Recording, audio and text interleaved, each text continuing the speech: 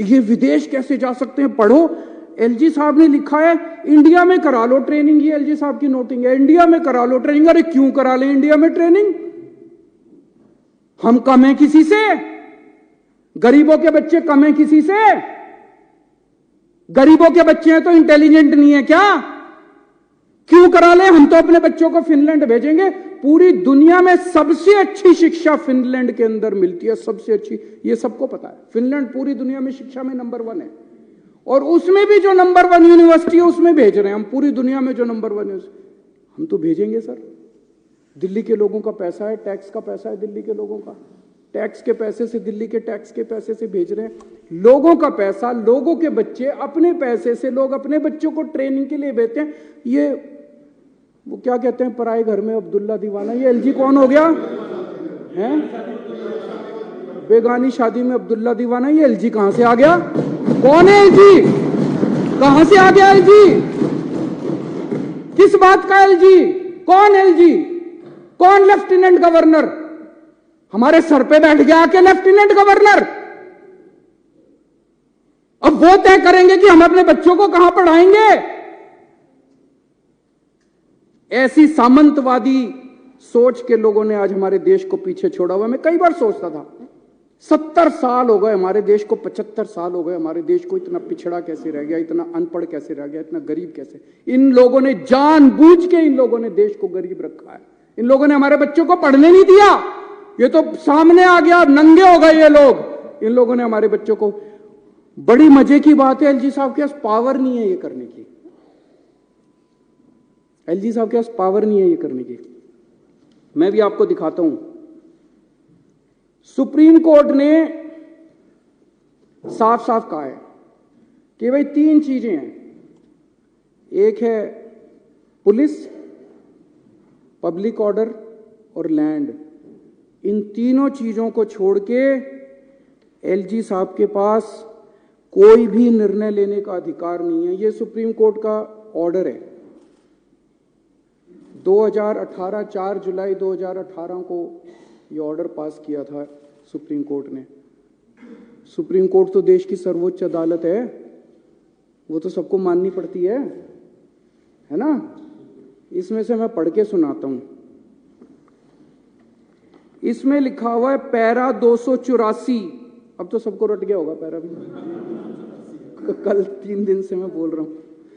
284.17 para, इसमें लिखा है the lieutenant governor has not been entrusted with any independent decision making power. इसकी हिंदी क्या हुई? लेफ्टिनेंट गवर्नर, दिल्ली के लेफ्टिनेंट गवर्नर को स्वतंत्र रूप से कोई भी निर्णय लेने का अधिकार नहीं है। ये सुप्रीम कोर्ट कह रहा है।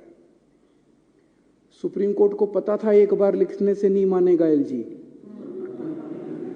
उन्होंने 2 बार लिखा। उन्होंने फिर पैराग्राफ नंबर 475.20 में लिखा there is no independent authority vested in lieutenant governor to take decisions. अब इससे फालतू बेचारा सुप्रीम कोर्ट भी क्या करेगा। सुप्रीम कोर्ट ने साफ साफ लिखा भी एलजी साहब के पास डिसीजन लेने की पावर नहीं है। मैं जब एलजी साहब से मिलने गया अभी 3 दिन पहले, तो मैंने ये पढ़ के सुनाया उनको। मैंने कहा सर सुप्रीम कोर्ट ये कह रहा है। कहते हैं हाँ सुप्रीम कोर्ट की अपनी राय हो सकती है। सर अध्यक्ष महोदय, इसके बाद मेरे पास कुछ कहने को नहीं बचा था। इतने बड़े संवैधानिक पोजीशन के ऊपर बैठा हुआ व्यक्ति अगर ये कहता है कि सुप्रीम कोर्ट का ऑर्डर सुप्रीम कोर्ट की राय हो सकती है, मैंने कहा सर आप जो ये कह रहे हैं ना, ये सुप्रीम कोर्ट का कंटेम्प्ट है। आप ऐसा नहीं बोल सकते। सुप्रीम कोर्ट का आदेश कानून है इस देश का। सुप्रीम कोर्ट का आदेश बाइंडिंग है इस देश के ऊपर, इस देश के हर नागरिक के ऊपर। बोले नहीं, मैं बोले संविधान में लिखा है कि एलजी एडमिनिस्ट्रेटर है। एडमिनिस्ट्रेटर का मतलब शासक होता है, तो मेरे पास सुप्रीम पावर्स है, मैं कुछ भी कर सकता हूं। इसके बाद में क्या कहता, फिर उन्होंने कहा कि मैंने मना थोड़ी किया है। मैंने कहा जी 2 बार आपने वापस भेज दी फाइल, 2 बार आपने लिखा। क्या लिखा? पहली बार लिखते हैं मुझे ये बताया जाए कि क्या डीओपीटी की गाइडलाइंस का पालन किया गया। ये जिस यूनिवर्सिटी में भेज रहे हो, इस यूनिवर्सिटी ने और कौन कौन से कार्यक्रम कराए, इससे क्या ऑब्जेक्टिव हासिल होगा। अरे मैं मुख्यमंत्री हूं, मैंने देख लिया यार सारा। मैंने एलजी साहब को बोला, मैंने कहा सर आप मेरे हेडमास्टर थोड़ी हो, इतने तो मैं स्कूल में पढ़ाई में बहुत अच्छा था, फर्स्ट आया करता था क्लास में थ्रू आउट, पहली क्लास से लेके 12वीं क्लास तक फर्स्ट आया, यूनिवर्सिटी टॉपर था, कुरुक्षेत्र यूनिवर्सिटी में टॉप किया था मैंने, पहले 6th पोजीशन थी मेरी। मेरे मास्टरों ने आज तक मेरा होमवर्क ऐसे चेक नहीं किया जैसे एलजी साहब आज मेरी फाइलें लेके बैठ जाते हैं, स्पेलिंग गलत है, हैंडराइटिंग खराब है, ये ऐसे क्यों नहीं लिखा, ये वैसे क्यों नहीं लिखा। मेरे मास्टरों ने ऐसे नहीं किया जैसे एलजी साहब मेरा होमवर्क चेक करते हैं। मैं चुना हुआ मुख्यमंत्री हूं, दिल्ली के 2 करोड़ लोगों ने मेरे को चुन के भेजा है। आप कौन है? मैंने उनसे पूछा आप कौन है, ये मैंने पूछा एलजी साहब से, मैंने कहा सर आप कौन है, मेरे को तो जनता ने चुन के भेजा। कहते मेरे को प्रेसिडेंट ने भेजा। मैंने कहा वैसे ही जैसे अंग्रेज वाइसरॉय भेजते थे वैसे ही आपको प्रेसिडेंट ने। पहले बोले आपकी सरकार अच्छी नहीं चल रही, आपने ये नहीं किया, आपने वो नहीं किया, आपकी सरकार में ये। मैंने सर वो वाइसरॉय जो होते थे ना, वो कहते थे you bloody Indians, you don't know how to govern. मैंने कहा एलजी साहब आज आप भी वही भाषा इस्तेमाल कर रहे हो, you bloody Delhi wallahs, you don't know how to govern. मैंने कहा सर दिल्ली छोड़ दो हमारे हालात पे, हम अपनी दिल्ली चला लेंगे।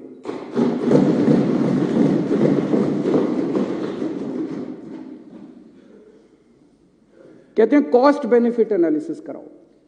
मैंने एलजी साहब से पूछा सर मेरे को वो धारा बता दो संविधान की, मैं सारे सर ये जो आज मैं लेके आया हूं ना, ये सब लेके गया था मैं एलजी साहब के पास, ये सारी चीजें लेके गया था। मैंने कहा सर ये आपके सामने रखी है, अब मेरे को इसमें दिखा दो आपको कॉस्ट बेनिफिट एनालिसिस ऑर्डर करने की पावर किस कानून के तहत है, कौन सा कानून सुप्रीम कोर्ट का आदेश आपको ये पावर देता है कि आप दिल्ली सरकार के किसी काम की कॉस्ट बेनिफिट। मैं कराऊंगा, मेरे को जनता ने कहा है मैं कॉस्ट बेनिफिट एनालिसिस कराऊंगा। ये सदन है, ये सदन कराएगा, इसकी कमेटियां कराएगी, ये कमेटियां कराती है, ये सौरभ मेरे को बताता है, राजेश बताता है, सोमनाथ, ये सारे बताते हैं, ये कॉस्ट बेनिफिट एनालिसिस ये लोग कराएंगे। आप कौन होते हो कॉस्ट बेनिफिट एनालिसिस कराने वाले? दिल्ली के अंदर चुनाव हार गए और उसके बाद अब कॉस्ट बेनिफिट एनालिसिस, आपके पास तो पावर नहीं है। मैंने उनसे पूछा, उनके पास कोई जवाब नहीं था। फिर मैंने उनसे पूछा, मैंने कहा सर ये 10 एल्डरमैन कैसे बना दिया आपने?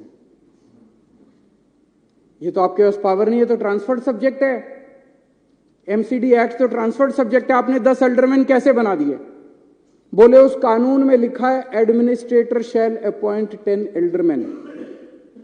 तो मैंने उनको ये एक और दूसरा ऑर्डर दिखाया सुप्रीम कोर्ट का, ये 2019 में आया था सुप्रीम कोर्ट में। इसमें लिखा है कि जहां एडमिनिस्ट्रेटर लिखा होगा वहां भी मंत्रियों की चलेगी, वहां भी मुख्यमंत्री की चलेगी, ये लिखा हुआ है। ये सुप्रीम कोर्ट का आदेश मैंने उनको दिखाया। मैंने कहा सर ये लिखा हुआ है कि एडमिनिस्ट्रेटर लिखा है तब भी हमारी चलेगी, आपकी नहीं चलेगी। तो वो तो सुप्रीम कोर्ट को मानते ही नहीं, वो तो कहते हैं सुप्रीम कोर्ट की तो राय है। उसके बाद एक हाई कोर्ट का ऑर्डर है, वो भी मैं लेके गया था। और कुछ हो ना हो, एलजी साहब ने मेरे को वकील तो अच्छा बना दिया।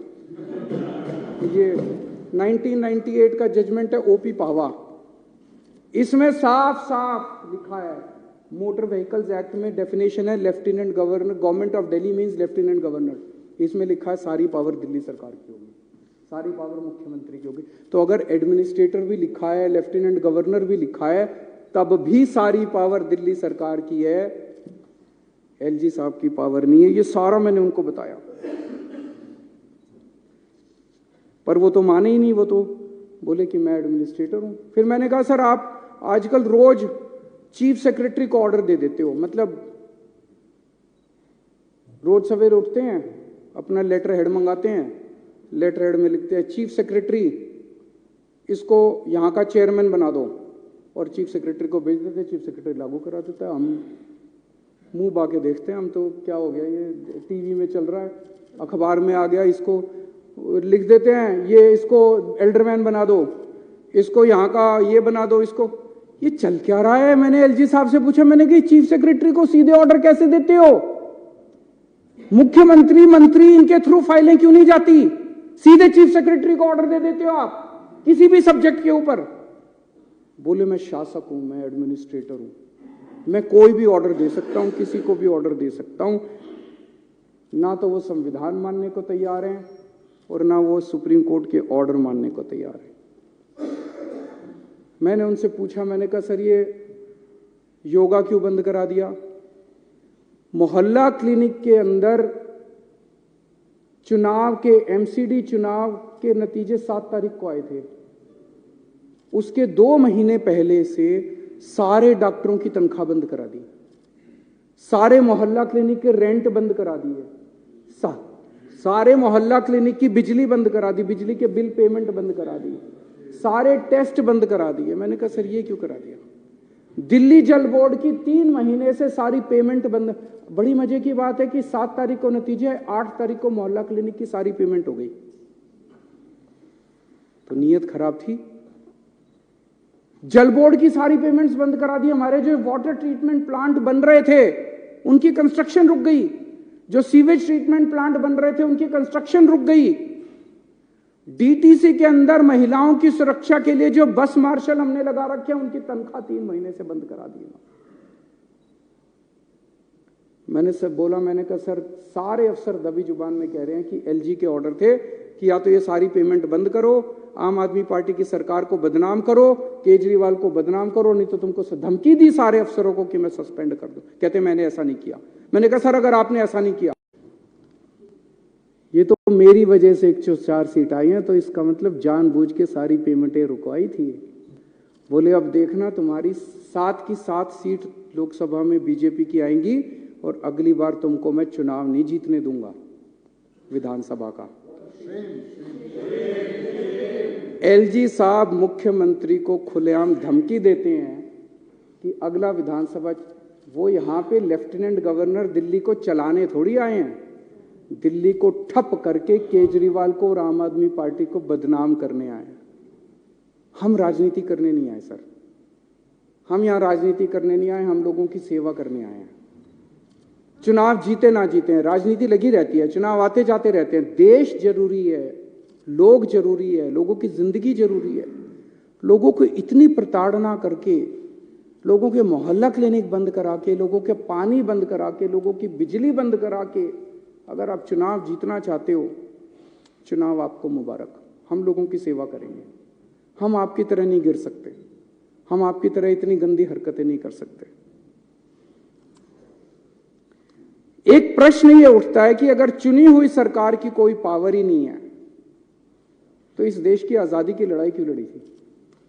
हमारे लोगों ने इसलिए थोड़ी लड़ी थी कि एक वाइसरॉय जाएगा और एक लेफ्टिनेंट गवर्नर आके बैठ जाएगा, इसलिए तो आजादी की लड़ाई नहीं लड़ी थी।